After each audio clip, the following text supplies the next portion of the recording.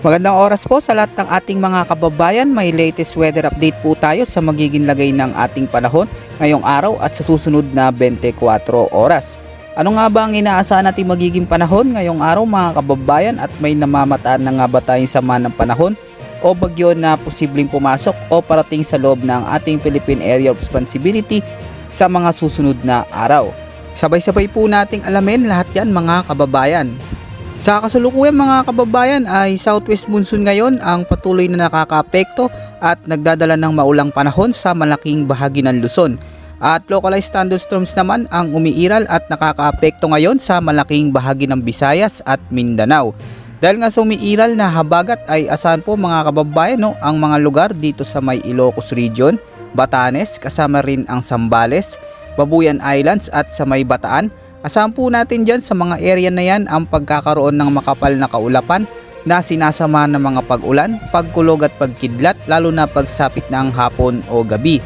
Pinag-iingat din po natin ang lahat ng ating mga kababayan dyan sa posibilidad o banta ng mga biglaang pagbaha at pagguho ng lupa, lalo na kung may mga malalakas na pag-ulan. Samantala makikita natin sa ating weather forecast na may mga makapal na kaulapan din dulot ng southwest monsoon na siyang nagdadala ng mga pag-ulan na sinasamahan ng mga pagkulog at pagkidlat. Dito po yan sa area ng Cordillera Administrative Region, Calabarzon, Occidental Mindoro, sa may Palawan at sa natitira pa ang bahagi ng Central Luzon. Pinag-iingat natin ang lahat ng ating mga kapatid dyan dahil posible ang mga banta ng mga biglaang pagbaha at pagguho ng lupa, lalo na kung may mga severe thunderstorms. Samantala, localized thunderstorms naman ang malaking nakakaapekto ngayon mga kababayan dito sa may area ng Visayas at Mindanao. Kaya asahan po dyan sa mga kapatid natin na makakaranas ng maulap hanggang sa maulap na papawirin na may mga isolated rain showers at thunderstorms. Posible po yan pagsapit ng hapon at gabi. Posible rin ang mga pagbaha at pagguho ng lupa, lalo na kung may mga dala itong katamtaman hanggang sa malalakas na buhos ng ulan. Samantala, wala pa naman tayong namomonitor na low pressure area o bagyo sa loob at labas ng ating Philippine Area of Responsibility hanggang sa mga susunod na 3 araw.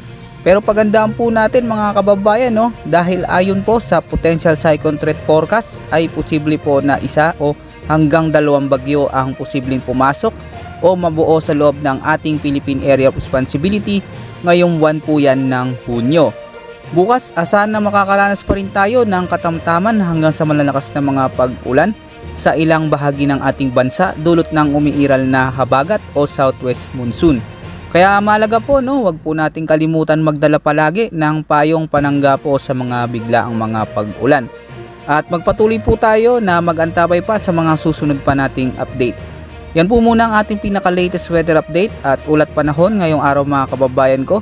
Ito po ay inyong weather forecast ng bansa. Maraming salamat po at ingat po sa ating lahat.